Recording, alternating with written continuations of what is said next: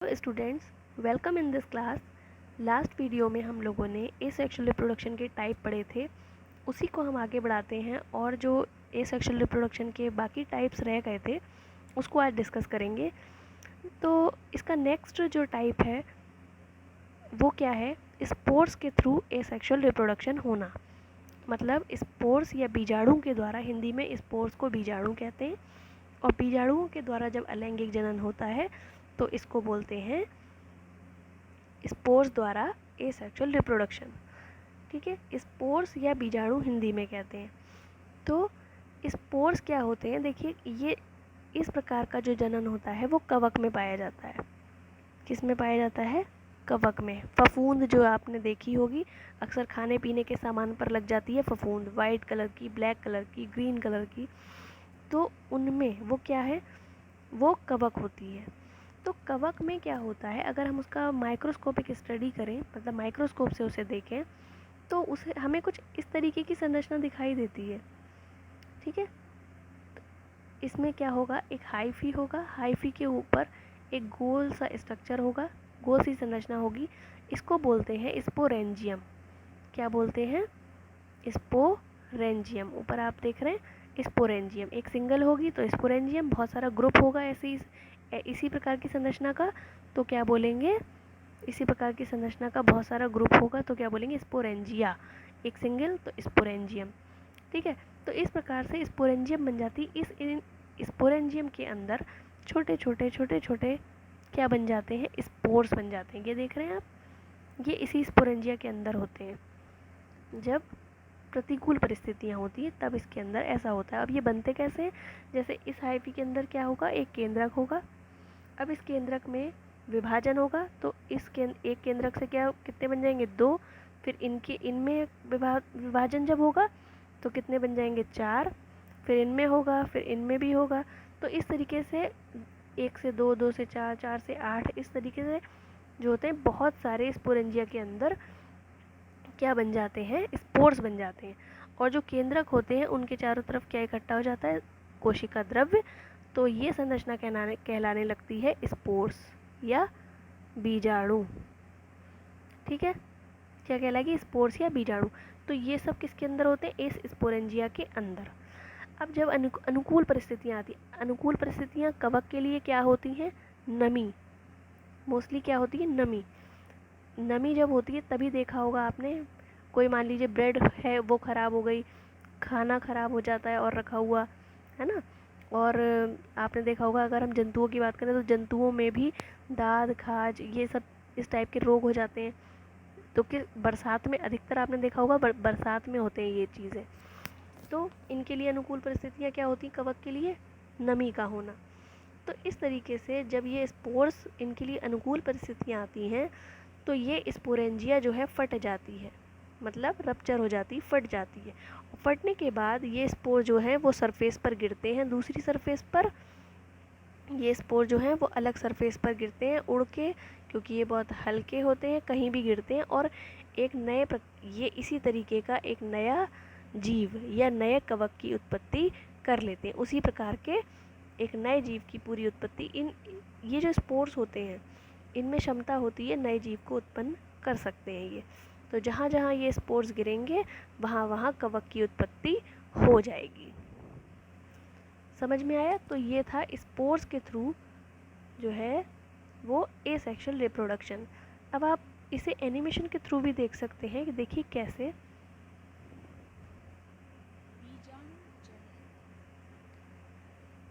देखिए, ये है, मान लीजिए ये ब्रेड है, ये ब्रेड ही है। तो इस पे आपने देखा होगा इस तरीके से, देखिए कवक लगा हुआ है। कवक को अगर हम माइक्रोस्कोप से देखेंगे तो वो कुछ इस प्रकार से दिखेगा। अब इसके ऊपर आप देखिए बहुत सारी स्पोरेंजियम है। अभी जैसे मैंने आपको बताया बहुत सारी स्पोरेंजियम होती हैं। इन स्पोरेंजियम के अंदर न्यूक्लियस होता है, वो डिवाइड हो जाता है कई बार और उस हर केंद्रक के चारों तरफ कोशिका द्रव्य इकट्ठा हो जाता है और वो बन जाते हैं क्या? वो संरचना कहलाती है स्पोर्स। अब ये स्पोर्स जब अनुकूल परिस्थितियाँ आती हैं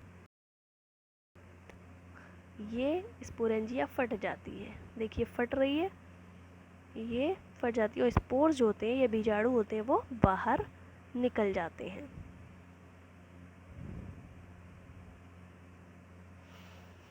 और ये दूसरी सरफेस पर गिरेंगे तो आपने देखा होगा पहले एक छोटी सी जगह में होता है कवक लगा हुआ, फिर पूरी जैसे जैसे अगर वो रखे रहने दें हम उसे तो क्या होता है, वो पूरी ब्रेड को ख़राब कर देते हैं।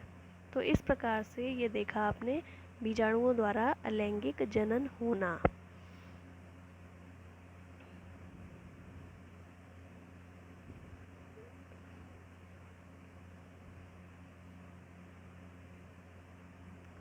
अब ये दूसरा जो है टाइप, इसके बाद ये सेक्सुअल रिप्रोडक्शन का ये एक और टाइप है जिसका नाम है टिश्यू कल्चर। क्या नाम है? टिश्यू कल्चर, या हिंदी में से कहते हैं ऊतक संवर्धन। देखिए ऊतक संवर्धन क्या होता है, जब हम प्लांट का कोई एक भाग लेकर उसे लैब की कंडीशन में, मतलब जो चीज़ें उसे नेचुरल कंडीशन में मिलती हैं वो हम उसे अलग से प्रोवाइड कराएं, तो उसके बाद जब वो ग्रो करता है, मतलब वो भाग क्या होता है, ग्रो कर जाता है, वृद्धि कर जाता है, और वृद्धि करने के बाद जो संरचना बनती है उसे हम जाकर नेचुरल कंडीशन में लगा देते हैं, तो उससे एक नया जो पौधा होता है वो बन जाता है। तो इसमें सबसे पहले क्या करते हैं, मान लीजिए ये एक कोई पौधा है या कोई भी एक प्लांट है, इसमें से हमने एक भाग को लिया।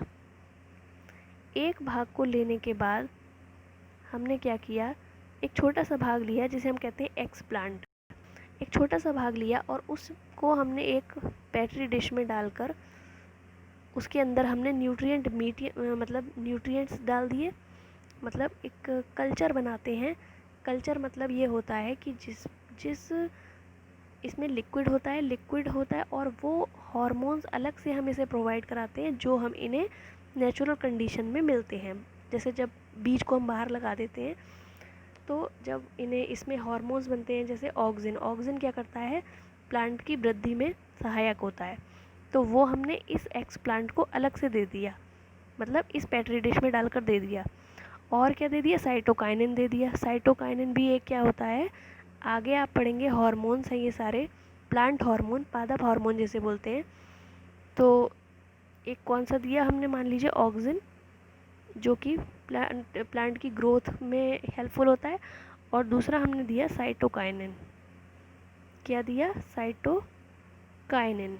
साइटोकाइनिन क्या करता है, इनमें जो कोशिकाएं होती हैं उनको विभाजित करवाने में हेल्प करता है। तो ये मान लीजिए ये वाले जो हार्मोन्स हैं वो हमने इसे अलग से दे दिए, और जो भी इस प्लांट को ग्रो करने के लिए ज़रूरी थे न्यूट्रिएंट्स वो दे दिए। सबसे पहले हमने क्या किया, एक्स प्लांट लिया, मतलब प्लांट का एक छोटा सा भाग लिया, फिर उसके बाद हमने उसे पेट्री डिश में रखा और उसे ऐसे न्यूट्रिएंट में रख दिया जैसे जिसमें ये सब हार्मोन्स हों और बाकी की जो ज़रूरत के कंपोनेंट्स हैं वो हों। ठीक है, फिर उसके बाद ये जो प्लांटलेट होता है ये थोड़ा सा ग्रो कर जाता है, ऐसा कुछ बन जाता है। ठीक है, जब ऐसा बन जाता है तब हम इसे कहते हैं कैलस, CALLUS, कैलस। फिर ये थोड़ा सा और वृद्धि करता है और इसे बोलने लगते हैं हम एम्ब्रियोइड। क्या बोलने लगते हैं, एम्ब्रियोइड। ये थोड़ा सा फिर और वृद्धि करता है, इसमें और विभाजन होते हैं और ये बन जाता है एम्ब्रियो। एम्ब्रियो बनने के बाद इसमें से थोड़े दिन बाद और थोड़ा सा ग्रो करता है, और इसमें से थोड़ी सी हम देखेंगे थोड़े दिन बाद इसमें से जड़ें निकल आई, छोटा सा ऊपर से छोटे सी प्ल्यूम्यूल निकल आया, यानी प्रांकुर निकल आया और मूलांकुर निकल आया। तो इतनी संरचना बनने के बाद फिर हम इस पौधे को जाकर नेचुरल कंडीशन में लगा देते हैं और फिर उससे एक नया पूर्ण पौधा, जैसे कि अगर हम बीज लगा के ग्रो करवाते वैसा एक नया पौधा बन जाता है इस प्रोसेस से। अब सवाल ये है इसमें आया कि हमने इसे नेचुरली क्यों नहीं लगाया, तो इसका आंसर ये होगा कि उस प्रोसेस में जो नेचुरल कंडीशन वाली की बीज लगाया फिर उसमें थोड़ा पौधा ग्रो करा, तो वो इसलिए क्योंकि उसमें समय बहुत अधिक लगेगा, इसमें समय बहुत कम लगता है। और इसमें हमें सेम ऐसा ही प्लांट मिलेगा जैसा कि हमने जिस पौधे से लिया था, वो एक्स प्लांट जिस पौधे से लिया था बिल्कुल वैसा ही पौधा मिलेगा जिससे हमने वो भाग लिया था। अगर हम उस नेचुरल कंडीशन में लगाते तो क्या होता कि पॉसिबिलिटी ये भी हो सकती थी कि उससे अलग प्रजाति बन जाती। ठीक है, ये परागण पर भी डिपेंड कर सकता है और अन्य कंडीशंस पर भी डिपेंड कर सकता है। तो इसको बोलते हैं ऊतक संवर्धन। अब इसे भी आप लोग एनिमेशन के थ्रू देख सकते हैं।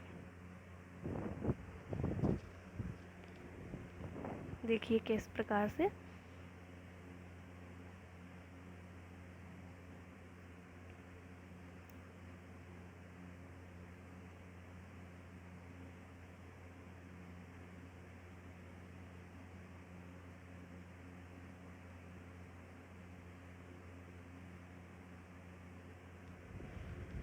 अभी देखिए आप किस तरह से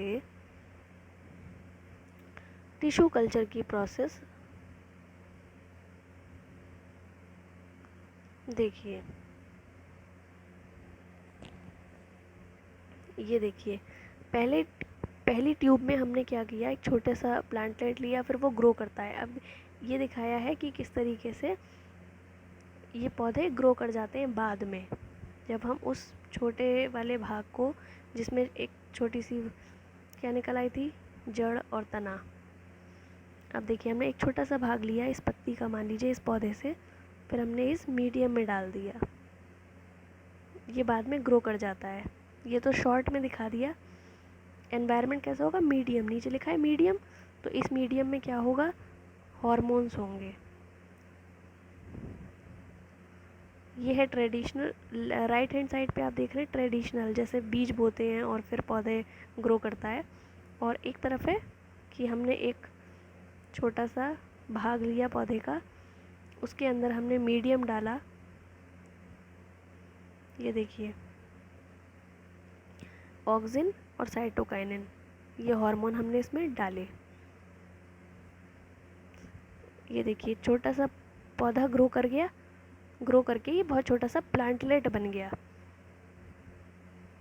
इस तरीके से। इसे कॉटन प्लग इसलिए लगा देते हैं जिससे इसमें और चीज़ें, बैक्टीरिया और या और भी कोई चीज़ इसमें एंटर ना कर सके। तो इस प्रकार से जो पौधा ग्रो करता है उसको हम बोलते हैं टिश्यू कल्चर।